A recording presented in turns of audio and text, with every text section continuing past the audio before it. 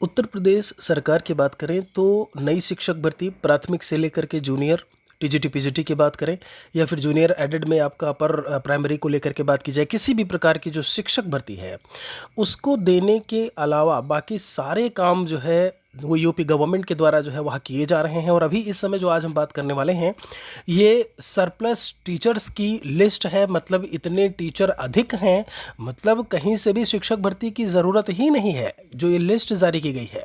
इसके पहले आपने देखा 50 से कम नामांकन थे, 10 से कम नामांकन थे, वो लिस्ट मैंने आपको दिखाई दी। 50 से कम वाले की लिस्ट इन्होंने मांगी थी, 10 से कम वाले में हमने आपको वो चीज़ शो कराई थी। उसमें फिर ये हुआ कि भाई इतने कम नामांकन हैं, इनको आप मर्ज कर दीजिए। बाद में ये हुआ, उसको रोका गया।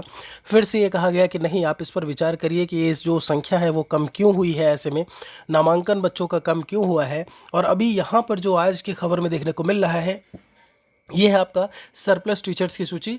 आप देखेंगे यहाँ पर जिला लिखा हुआ है, जिला के आगे जो संख्या है इतने टीचर्स यहाँ पर अधिक हैं, मतलब इनकी ज़रूरत है ही नहीं। मतलब सरकार अब ये जताना चाह रही है कि इन्हें हम घर बैठे या फिर इन्हें हम ऐसे ही सैलरी दे रहे हैं, तनख्वाह दे रहे हैं।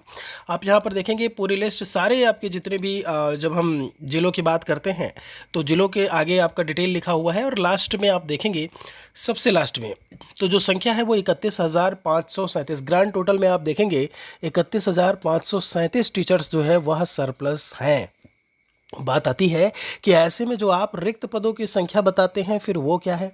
जो 80,000 कुछ से कुछ आपने बोला, जब हम विधानसभा में बात करते हैं, जो शिक्षा राज्य मंत्री हैं स्वतंत्र प्रभार के, उनके द्वारा जो कहा गया वो फिर क्या था। विधानसभा चुनाव के पहले 17,000 भर्ती के लिए आपने नोटिफिकेशन निकाला, फिर वो क्या था। यहाँ पर शिक्षक सरप्लस हो रहे हैं, बीच में आपने ऐसी कौन सी भर्ती दे दी कि जहाँ पर शिक्षक आ गए और वो सरप्लस हो गए। तो आप भी समझ रहे हैं कि रिक्त पद होने के बावजूद ऐसी चीज़ें, जो ऐसे कार्य हैं वह सरकार के द्वारा, उत्तर प्रदेश सरकार के द्वारा लगातार किए जा रहे हैं।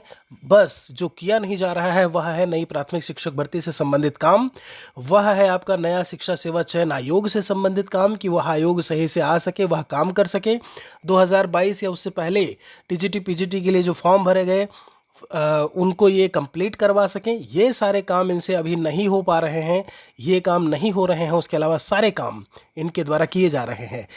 क्या कहेंगे आप इस पर? एक कमेंट सेक्शन में लिखिएगा ज़रूर। एक बार एक टिप्पणी करके आप ज़रूर जाइएगा कि आखिर सरकार के ऐसे में मंशा क्या है। 2027 में जब हम बात करते हैं, अभी इधर चुनाव भी देखने को मिलेंगे, ऐसे में जब हम पूरे जनता को लेकर के बात करें, लाखों बेरोजगार अभ्यर्थी हैं उनको लेकर के बात करें, तो किस तरीके से सरकार उम्मीद लगा सकती है कि 2027 में जो परिणाम होंगे चुनाव के वह अनुकूल होंगे। एक और वीडियो के साथ में जल्द ही मिलेंगे।